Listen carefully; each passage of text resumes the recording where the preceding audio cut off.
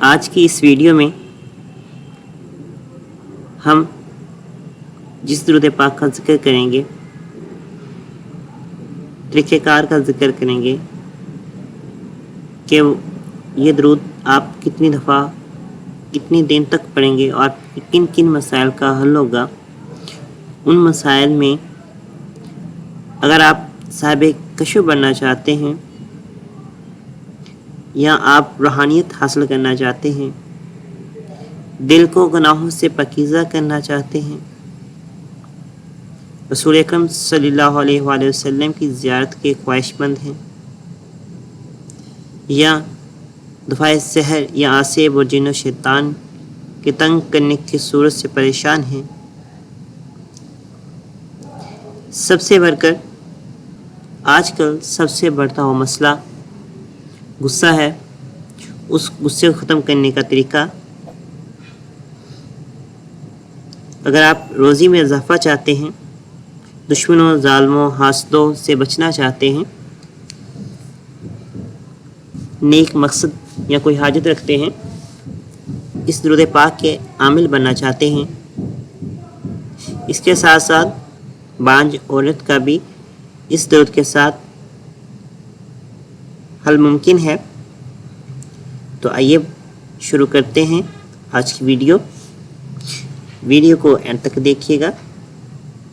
ناظرین سے میری ریکویسٹ کہ کائنڈلی اگر آپ نے ابھی تک ہمارے چینل کو سبسکرائب نہیں کیا تو چینل کو سبسکرائب کیجئے، ساتھ لگے بیل آئیکن پر بھی کلک کیجئے گا تاکہ جیسے ہی کوئی نیو ویڈیو اپلوڈ کریں تو آپ کو نوٹیفیکیشن موصول ہو جائے۔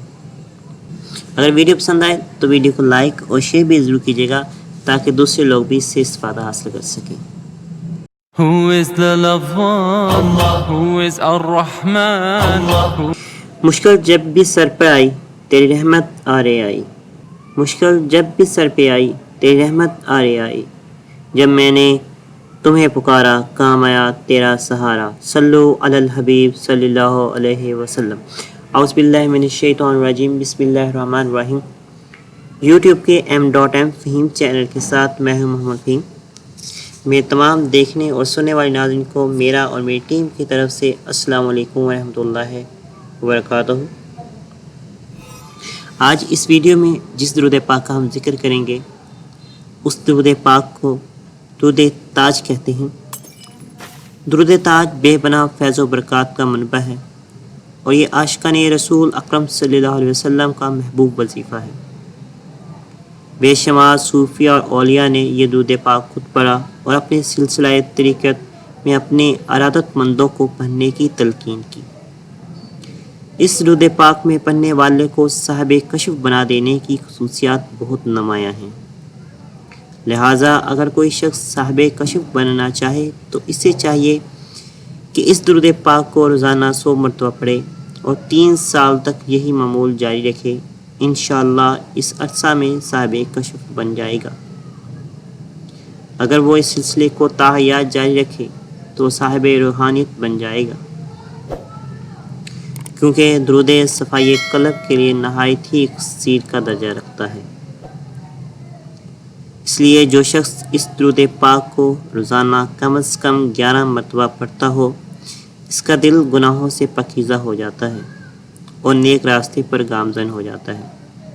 اس کے علاوہ اگر کوئی شخص سرور کونین آقا دو جہاں خاتم النبیین رسول اکرم صلی اللہ علیہ وسلم کی زیارت کا خواہش مند ہو تو اسے شب جمعہ میں 170 مرتبہ پڑھے اور 40 جمعہ تک یہی عمل جاری رکھے، انشاءاللہ شرف زیارت سے مشرف ہوگا۔